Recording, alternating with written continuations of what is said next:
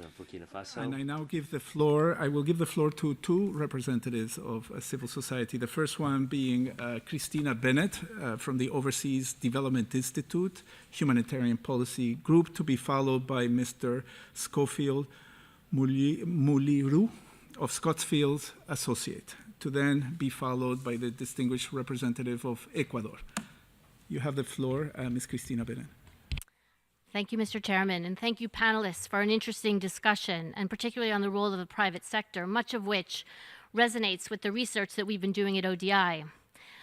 ODI research on the capacities of UN agencies, funds, and programs to sustain peace documents the substantial funding flows to organizations engaged in conflict prevention, emergency response, and peace building, $28 billion in 2015.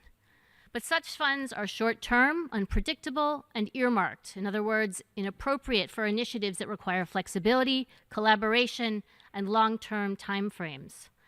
This has impeded the work of UN organizations and contributed to the fragmentation of the UN system, driving high levels of unhelpful competition and creating unnecessary bureaucratic hurdles. Such funding is also supply-driven, based on donors' interests, rather than evidence and experience of what works to reduce the drivers and impacts of armed conflicts.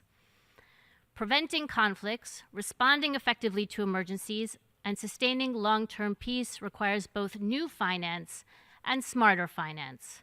To this end, we propose 3 areas of action for UN member states. Number 1, put donor funds as close to the ground as possible. Reallocate current peace-building funds to an expanded set of pooled and common funds at country level and at the disposal and authority of the resident coordinator. This would encourage a strategic division of labor among UN actors, lower transaction costs, and promote country ownership, accountability, joint problem solving, and risk sharing. 2, invest in prevention, anticipation, and planning.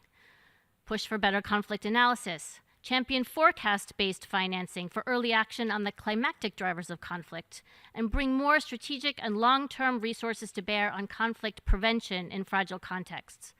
The new World Bank-UN joint framework is an encouraging development in this regard, as others have pointed to on the panel. And 3, enable more resilient and diverse funding streams.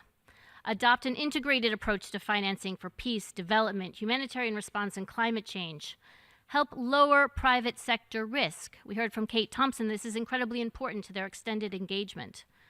And facilitate the expanded use of alternative financial instruments, including insurance and impact bonds. Options, which, as others have said, hold both promise and potential as transformative tools of peace. Thank you.